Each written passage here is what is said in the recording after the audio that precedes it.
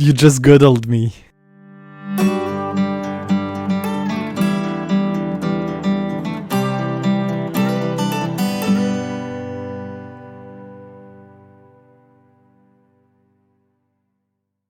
Okay, welcome back to Not Daily Podcast. In this episode, we come back to the last topic, which was what is the best week, right? We are preparing for reinventing the world from scratch and questioning our notions of time. One of the things we talked about was how important it was to break off the monotony of a sequence of days that are too similar in a row. Mm-hmm. And at editing time, I realized that one way to do that would be to have irregular weeks. So not always the same number of days. And now that our clocks are pretty much directed by the internet, we could even have pretty much random. We decide the week as it happens. Any thoughts?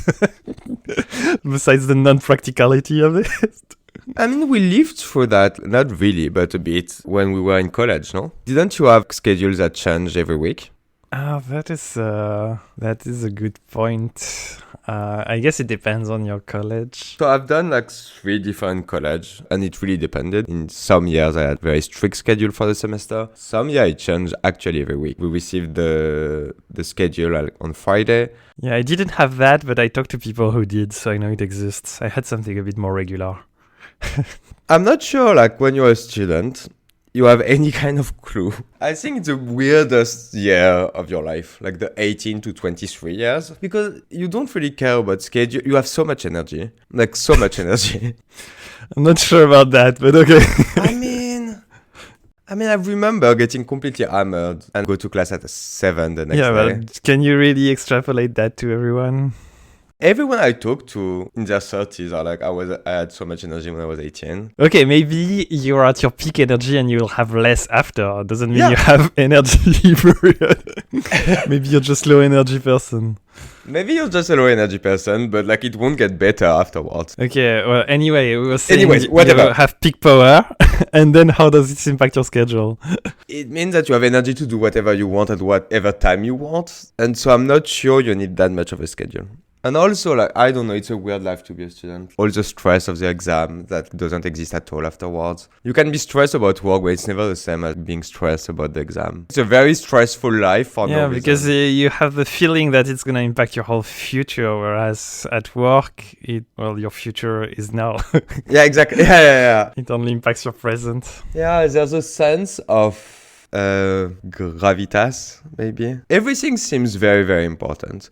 And after that, like, you go to work and it's like, okay, if I fuck up that project, it's not that. Obviously, there's consequences, but like, there's no gravity. Yeah, I mean, you grow old and you live through a lot of stuff, and every time you get more experience, and you're like, oh, then I've lived through that. Then it's, how bad can the next one be?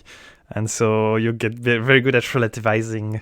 Maybe, but maybe also it comes from the system, because I saw my parents going back to college when they were 50, like 45, 50, and they were so stressed about the exam. Okay. So maybe just exams are the most stressful.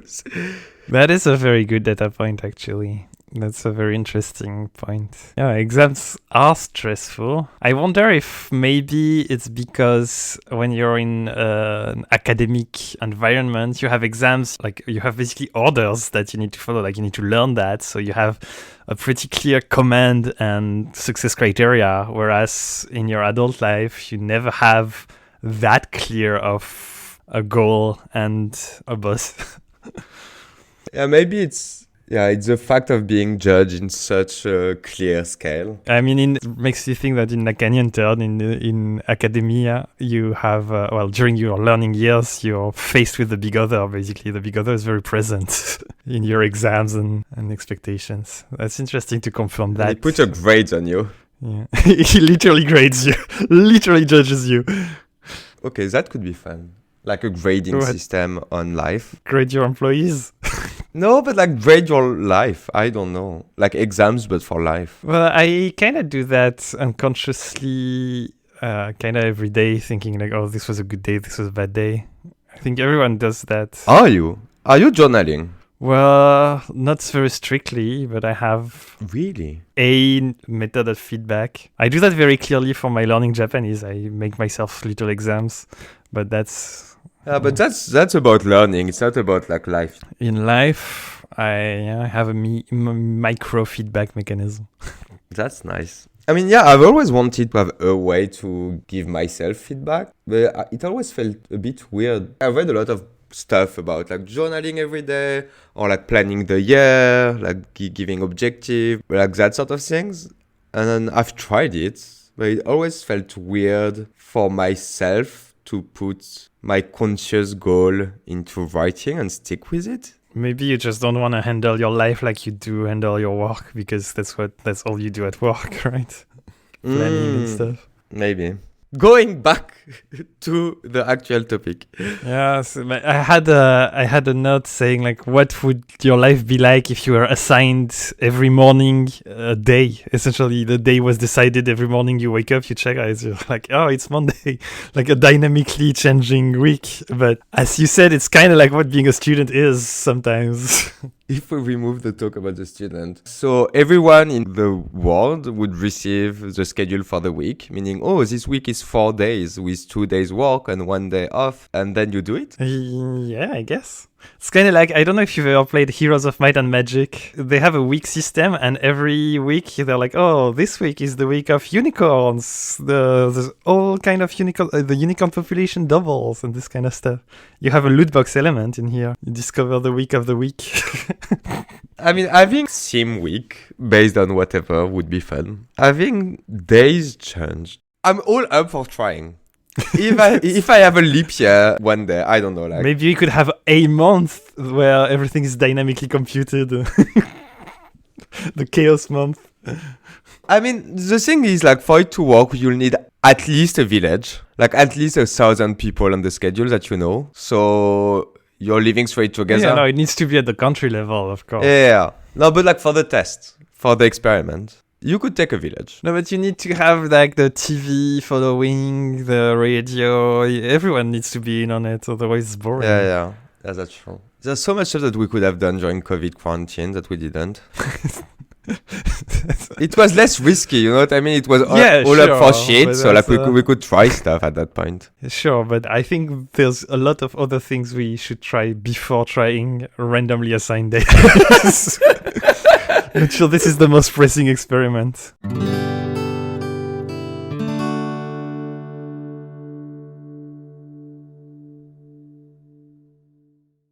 This message would like to thank all those who put their heart into making it possible. Starting by its writer, of course. But more importantly you, its listener. Thank you.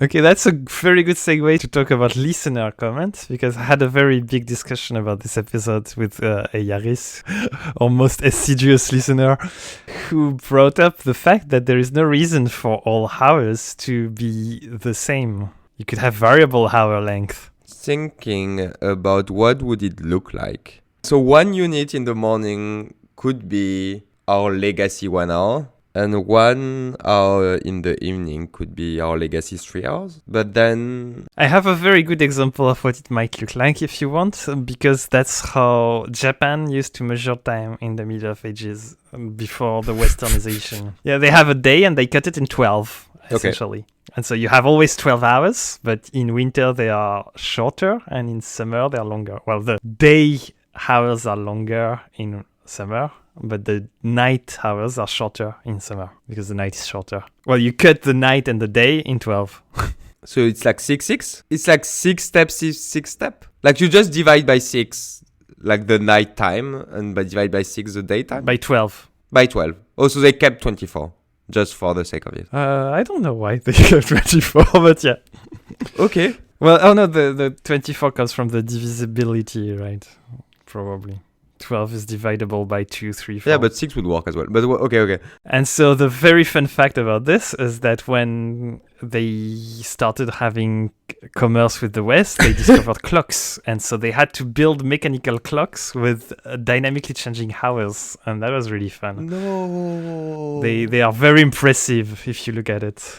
if you look at those clocks. But it didn't last long. They pretty soon reverted to normal time. Well, to fixed time. I think I would need to check, but I think the variable hour length is what you get for free with the sundial if you have clocks that use shadows. But like that's the thing with time, even without dividing it weirdly. The time in the US, for example, was not the same in any cities, and they just synced it up because of train. Yeah, but I think that an offset is less weird than variable length. But yeah, technology forced us to standardize time. Actually, if it's local and you don't have, I imagine it was what, in the 17th, 18th? What century was that in? It changed in around the 1800s, I think. So before the 1800, like, I imagine there was no need for big synchronization, I Yeah, guess. exactly. And so how would that... Yeah, no one would say, oh, let's have a 2-hour meeting 300 years ago. That's a new thing. Yeah. That's a pretty recent thing. Let's have an afternoon meeting decided about war. And they were like, yeah, let's go at 12. I guess they probably used a lot starting time, like let's meet up at that time, etc. Let's have our army rendezvous at noon, but maybe less measure of duration. But how can you... That's still weird though, because how do you plan the things that you would do after? Well, they planned less stuff, I think. Yeah. They didn't break down their schedule the way we do. Yeah, I imagine so. The thing you do after is pretty clear. After the rendezvous of the army, you attack. It takes however long it takes. I don't know. Yeah. We overcomplicated the shit out of living. Coming back to the conversation that we had in the last episode, work forces us to plan way too much shit and to plan then for weird hours and weird week and weird months and that sort of things. If we didn't have work, if we were in the pre-industrial world or post-scarcity world, we wouldn't need all of that shit. We could just say, oh, the sun is out, let's go out. And that would be enough. Yeah, so the point here is that post-scarcity might bring us back to pre-industrial time. Yeah, and that time would be management. Nice, apparently. Would it? I mean, it would be more relaxed, I guess. Less arbitrary, maybe. I don't know. Well, more relaxed for sure. We'll see when we get there. Like, I mean, if you think about it, our way of living is a bit weird. We schedule by the minute. Meaning you have a meeting at 3:30. If you're at 3:32, you're late. Like, this kind of precision is insane. Brings us closer to computers than to animals, for instance. But I don't know that one is objectively better than the others. It's just two different ways to behave. Yes, but feels very... Like, now that we're talking... I've never thought about it, but now that we're talking about it, needing to be at a 60-second precision in your daily life and that it feels normal to human, it feels a bit weird. Like, it shouldn't be. It shouldn't feel normal. I mean, I don't know that everybody feels this amount of precision, but okay. There's a bit of leeway. But, yeah. Not really, though. Like, people that go to work usually they can't really be late by 1 minute or 3 minutes or 5 minutes. You don't like it? Oh, it's useful, but I hate it. I can see the advantage. It's therefore optimizing. The issue with optimizing is always optimizing for what? And like right now, we're optimizing for shit. Yeah. But no question here. And I feel like what we should be optimizing for is not having minutes to... I was going to say, whatever you want to optimize for, you're still going to need to have good methodology and time division, but not if you're optimizing for having no time division. Exactly. You just guttled me. Well. Okay.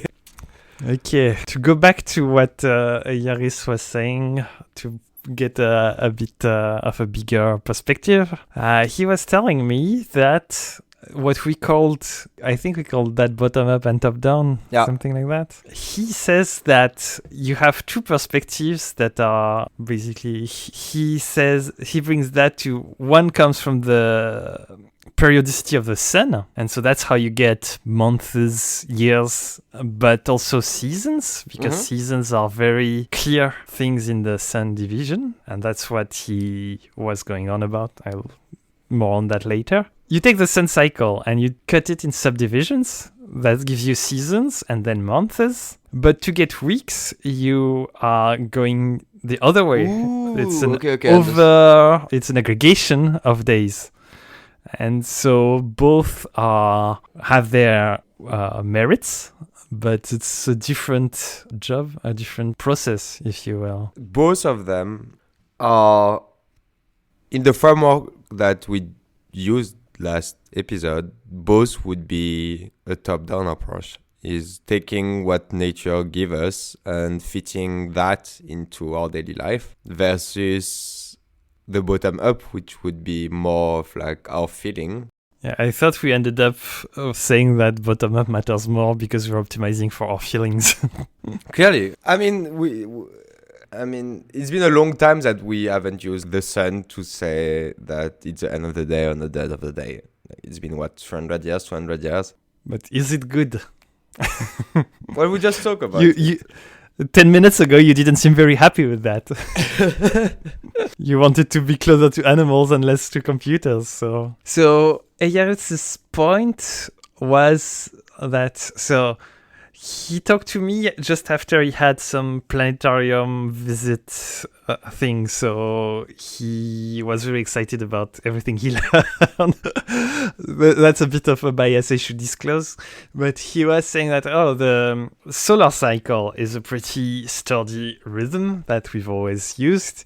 And so we should, it's a bit outside of the topic of the week, but we should start the year on one of the distinct point of the solar cycle. So I don't know how you say that in English, equinox and solstice. Solstice is solstice, right? I think it's summer solstice and winter solstice, no? Yeah. Basically start the year where the days are equal to night, or the days are the longest, because you have clear phases. We're only 5 days off the winter solstice, no? Like 10 days maybe? Something like that, yeah. How did that happen? It's just Christianity? Like, what happened with like the 1st of January? Like, how did they decide that? Months come from the moon cycle. A moon phase is 29.5 days, apparently. And then they just fuck it up because, like, it started like that. And then the Roman came, apparently, and they were like, ooh, that doesn't work well to, like, do roads and stuff. And so they fuck it up because capitalism. Not because capitalism, but because market and war. And, like, so they needed something a bit more. So this I'm even a bit fine about. Like, you have months of 30 days or whatever. But then why do you get them to start 10 days after the season cycle? Where does because you have the offset you could choose when you decide. Not really, because a month starts with a moon cycle, and the moon cycle you can actually see in the sky. But is the moon cycle periodicity the same as the sun? No, it's... Or are we just like completely out of sync? Maybe everything was working so well during the Roman Empire, and we're just completely desynchronized. So, like, every January 1st, the moon is in the same position? I mean, no, because the moon cycle is 29.53 days. Yeah, okay, so they synced it up in the Roman days, and no, we're just fucked. No, there's just no reason why we're doing the things we do. But I mean, if you lose no, because in the Roman Empire, it was also, like, weird number of days, like 30, 31 days, and blah, blah, blah. And I mean, there's 12 months in a year. So if you are 1.5 day off every month, it's unsync pretty fast. Yeah. Did nobody ever bring up this problem? Apparently not. And apparently we spent like a full 3 hours last time talking about months without bringing up that problem. Well, we didn't really talk about months, right? That can't be... It's obviously a thing, because like now I'm looking at all the calendar in the world and in all like civilization, thanks the internet. And in Persian calendar, it was also 30 days a month or 31 days. In Bengali calendar, it was also 31 or 30 days.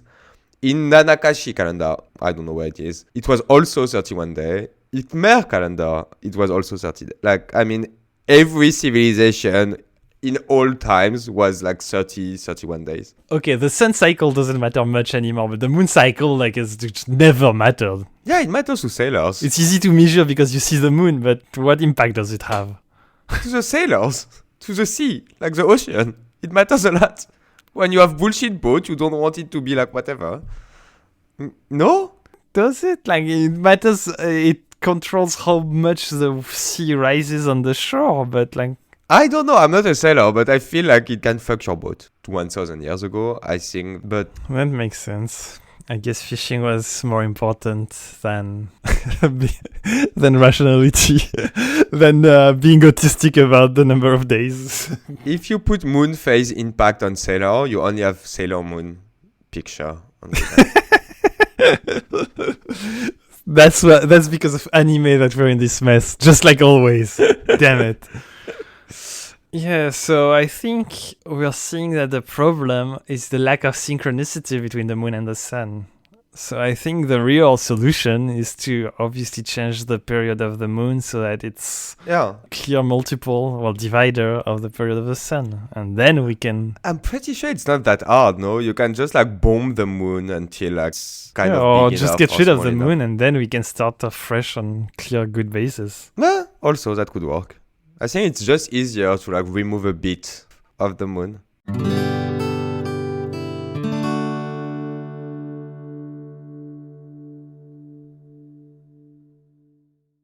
This episode is sponsored by The End of Your Problems. Thanks to our sponsor, you can forget all about that problem weighing down on your shoulders and get a good night's sleep again.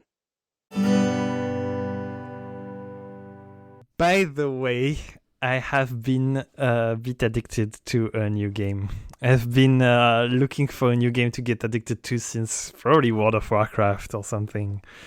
And I found something that... So wait. This game is as addictive as World of Warcraft was 10 years ago. Is that what you're saying? I think so. That's insane. But it lasts less long, I think. So I've been dying to talk to bring it on the podcast for like 2 months or something, and I'm starting to grow out of it, probably. But Terrace waiting in 2 months is not a lot of time, but okay. So I don't think... I don't know. Maybe it's I get bored of things easily. But let me introduce the game, and you can decide yourself. No, let's make a podcast without saying the game. That would be way more fun. No, let's start. Another game that is very addictive is Minecraft. Did you ever play Minecraft? What's your experience with Minecraft? The only experience I have with Minecraft is me playing with you and your brother for, I don't know, 2 times, maybe 3 times. And I got bored after 3 times. Okay, so you've never really gotten hooked on Minecraft. Never. But I got hooked on Starbound. Yeah, I guess it's a bit of the same underlying mechanics. And one thing that bothered me a little bit about Minecraft, less so about Starbound, is that there is no goal. It was too open in a way. Like, you could do your house with 1,000 rooms, but what do you put in your rooms? Like, what's the point of it, right? Well, that's how I'd like to introduce you to Eco, the game that is ECO, just like ecology, economy, but not like the dolphin. I was like, what? There's an eco MMORPG? I want to play the dolphin. It's not an MMO, I'd say. But, it's exactly like Minecraft, actually. You have servers. You can play alone, but it's a bit sad. Most people play on small servers, exactly like Minecraft. It looks a lot like Minecraft, except there is a clear goal in most servers because you can deactivate it. There is a meteor that is going to smash into the earth, and you have to develop technology in time to stop it. That's fun. Okay. So that gives you a goal, let's say. And the real interesting part is that you can't do much by yourself. You have to pick up specialization. Say, like, I'm going to be a carpenter, I'm going to be mason, I'm going to work in electronics, oil drilling, or anything like that. And you can only do one at a time, or a few at a time, depending on your server settings. So you have to collaborate. And so that way, you kind of have to form a society. And it's interesting because the developer don't define themselves as a video game developer. They define themselves as They are working on educational games. They call that educational games. And so to allow people to collaborate, they allow people to have laws and different economic systems. It's a pretty advanced system of economy and politics. There's elections in the game and laws to allow you to coordinate and to find the best system to stop the meteor. okay, but because echo means also like it's like So yeah, the name echoes ecology. But I if should there's have a started meteor- with that. The point of the point of departure, I think, of their game development process was so the echo is for ecology. Yeah, Ecology. it sounds like that. Because if you're developing technology, it starts polluting and fucking up the planet, and so you supposedly want to build laws to avoid people polluting too much. I don't understand at all the premise of the game. There's a meteor coming. Who the fuck cares if you pollute? Yeah, but you might drive yourself to extinction before the meteor even arrives. You need to respect nature in a way. I would say arguably the focus is a little bit shifted away from the whole sustainability towards the meteor itself. I think the meteor Obviously, like there's a meteor coming. Like I don't understand. I love the premise of the game. I love what you're saying. I think I will play the game. But the premise of let's do a educational game about ecology, but the thing is a meteor coming on your head that's pushing you. Well, keep in mind that the meteor can be deactivated, so there are long-term servers who are more about running a society. Okay, so I'm not super familiar with, and I'm sure many of our listeners are not, with Minecraft and like the server system. With like, meteors. with meteors.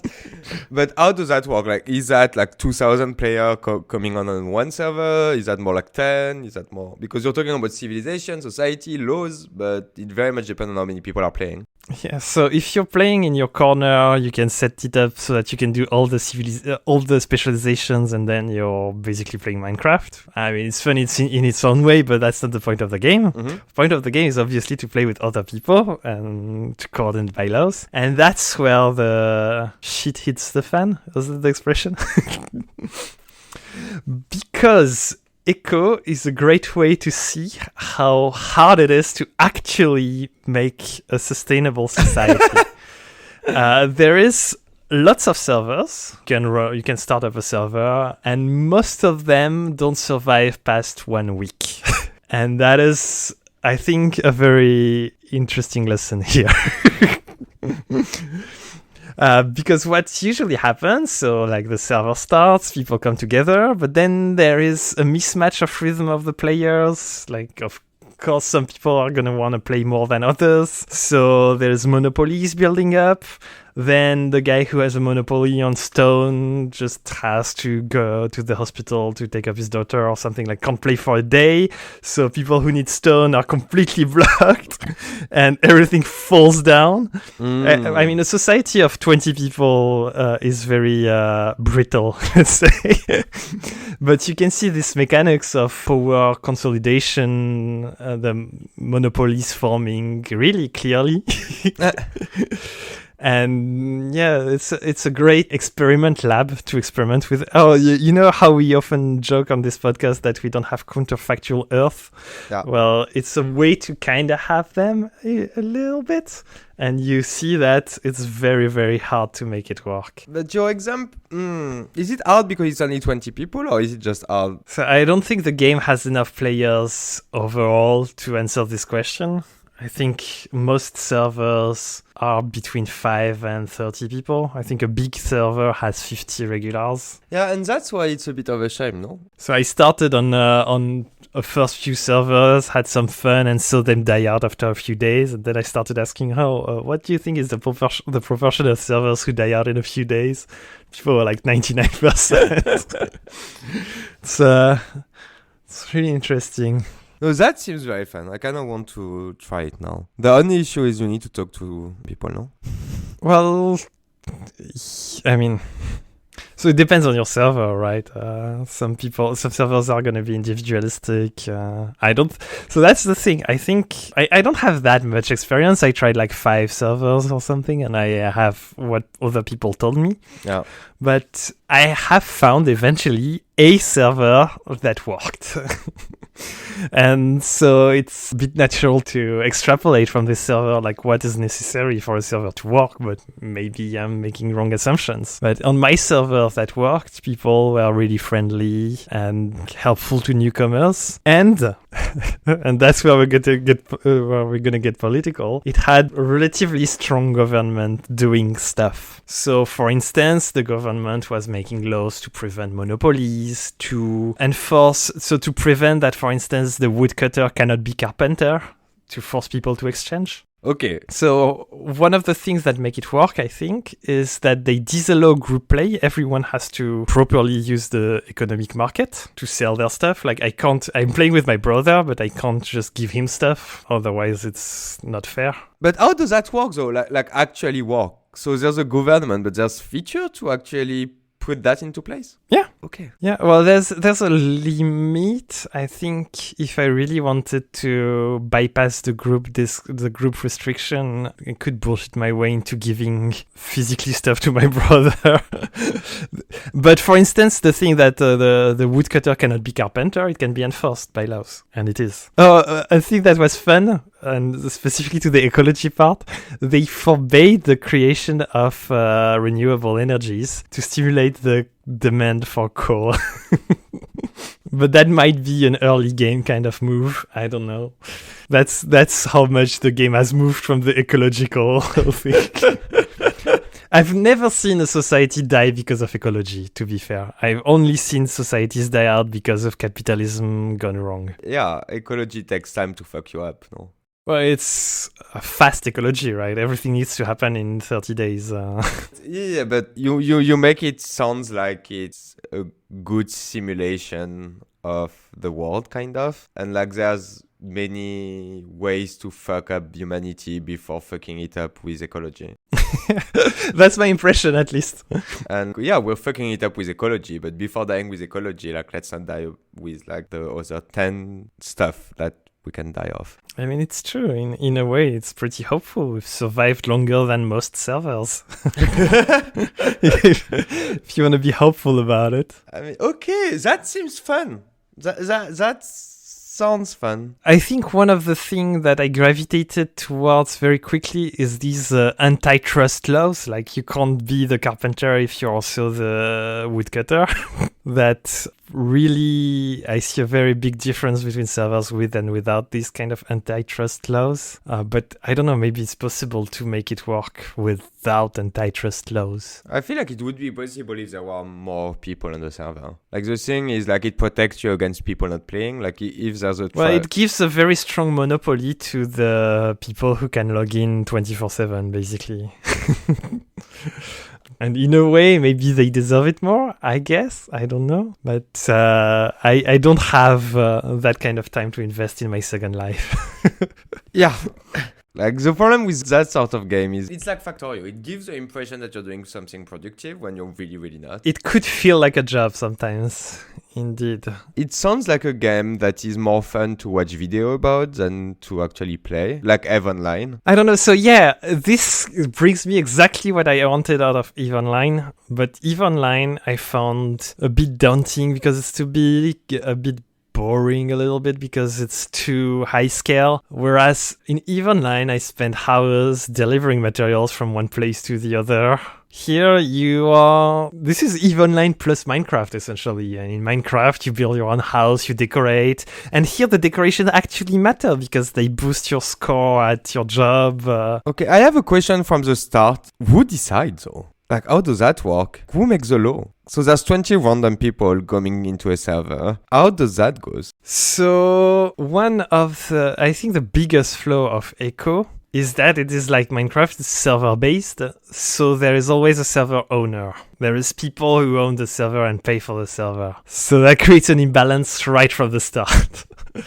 But the idea is that you get into the world and you have this system you have the whole political and economical system in place. You're supposed to, I think, discuss with people, like, do we want one money or several monies. So a lot of servers start with unique money and democracy already in place. But yeah, I mean, through democracy, you could elect a charismatic leader, but if the guy who owns the server doesn't like it, maybe he's gonna just quit and cut off everything. So you need to have someone who's very dedicated to democracy, I guess. I mean, it's also an interesting thing is that you have to be in a way better than reality, right? It's a game, so people have to want to be in there. You can't have a society that is barely functioning. You have to be enjoyable. So it's incentive-wise, it's harder than reality. That's interesting. So that's also why most servers fail, because the selection pressure is much stronger than reality, because people can just log off or take another server. You can just leave. In a way, it's the marketplace for counterfactual Earth. You can try different and see what sticks. That's what And maybe that's my socialist side talking, but I really feel like government intervention is helpful in making is necessary into making something that sticks. I mean, I agree. That's the part that I really wanted to bring up to this to this podcast, is the meta side of like what is the meta incentive that makes my server admin want to make a good server, right? Because I'm assuming that to do that, you probably need to make some concessions. Like, you're not the absolute monarch of your server. And why did you do that? To get more people in, and the people... You also have, you see this very cute community effect that you see in MMOs, right? I know everyone on the server, there's the baker, etc. It's so cute. I think we fucked up the world then. Because that's what country should be. Yeah, I always thought of countries as a level in which you can experiment a little bit with different economic models. But I mean, imagine you can just choose. At the same time, the experimentation only works if it's in a vacuum, isolated. Can't just say it's the fault of us. I mean, the world is connected. We should have a background system that allows conversation between countries, whatever the system in the country is. I'm not sure what would that look like, but imagine. And then in the country, every country needs to do something different than the other one, as a rule. I mean, the thing is, you cannot really forbid interaction between countries. They're in the same ground. But I think that with a proper worldwide government, you could say that, we want to define zones for experimentation. Like, you could have a worldwide incentive for experimentation. So to experiment different kind of government in any country, you need to have only one government for the whole world. Well, a little bit, because you need to provide this experiment what they need to, like, fake isolation, run a VM in a way.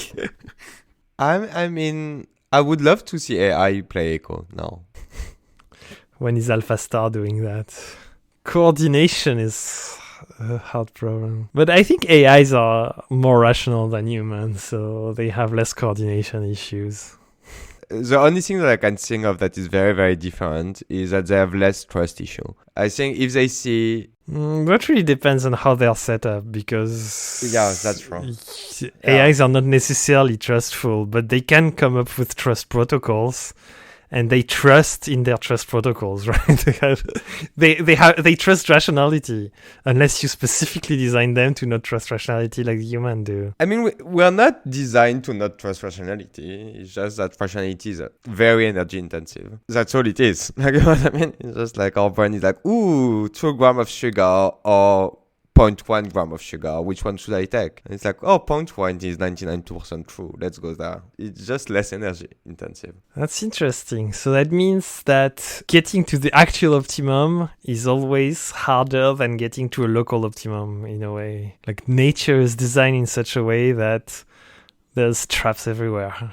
The sugar trap. But I mean, I'm pretty sure if you do a general purpose intelligence, like, it would do the same as human. It would say like, I can't be bothered to calculate everything, so I will take shortcut and like be wrong 1% of the time. Because it's always harder, you know what I mean? Like, a heuristic is always less intensive than logic.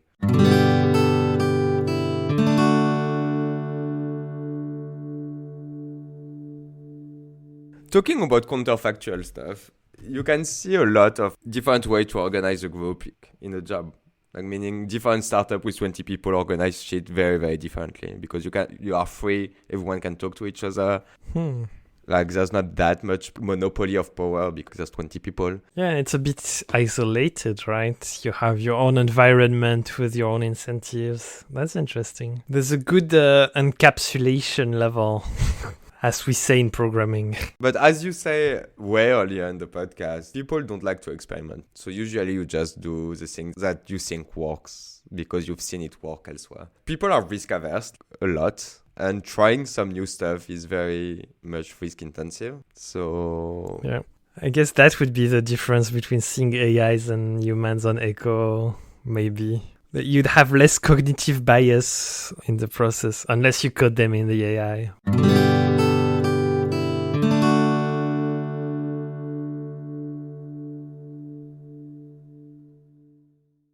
What is the conclusion? You want to play it?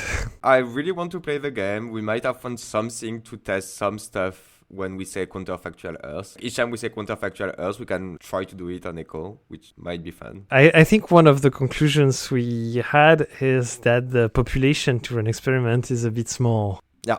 We would really love it if it had much more people. Though having more people in the game doesn't tell you that you can have more people per server at the same time. Maybe you need powerful servers and that's your bottleneck. But I think maybe now the bottleneck is the population of the game. Yeah. On their website, it says there's a ceiling at 30 players. So even if we made 200 player pay and we have strong server, they put a limit at 30. Do you think it's a hard limit? Maybe it's a hard limit. I don't know. It seems like that on their website. I don't know. 30 people simultaneous is maybe 200 people active. Still a pretty big server. But, at the same time, if you have way more people, they would probably need to shard more the job ladder, right? Because they have 10 to 15 professions. Maybe if you have a lot more people, you need to have a lot more specialized jobs. It's hard to design the world from scratch. They're not in an easy position. Of course, there is a lot of bias that comes from the design of the game, but it is pretty interesting. Maybe we should end with a call for everyone to tell us if they had Echo experience. Yes, and if you have other game that sounds like that. Or other ways to get counterfactual Earth. It doesn't need to be a game. We can run ancestor simulations as long as they're not conscious. Yeah, we're on the lookout for that. And we will discuss all of this, all of your feedback next time, but not tomorrow. Is that okay? And you didn't say all the platform and mail. Yes. Send us your stories, remarks, etc. at Not Daily Podcast without spaces, all in one go, at Gmail, Reddit, Twitter are the ones we check the most. There's YouTube. Please send us stuff. We're very lonely. And see you later. But not tomorrow.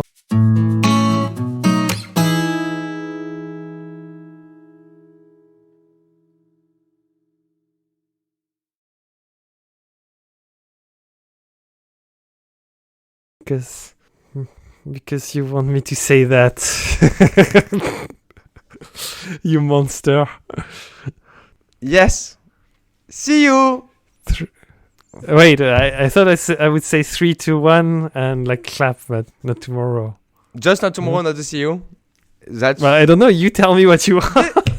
I hate that. I'm doing it for you. The usual outro is see you, but not tomorrow. That's all. At the same time? No. Someone says see you, one of us. Yeah. We've done that 40 times by now. It's see you, and then both of us say not tomorrow, and then I edit it for it to be at the same times.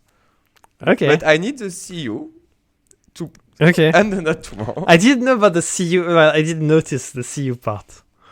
I only noticed the not tomorrow part. But not tomorrow alone means nothing.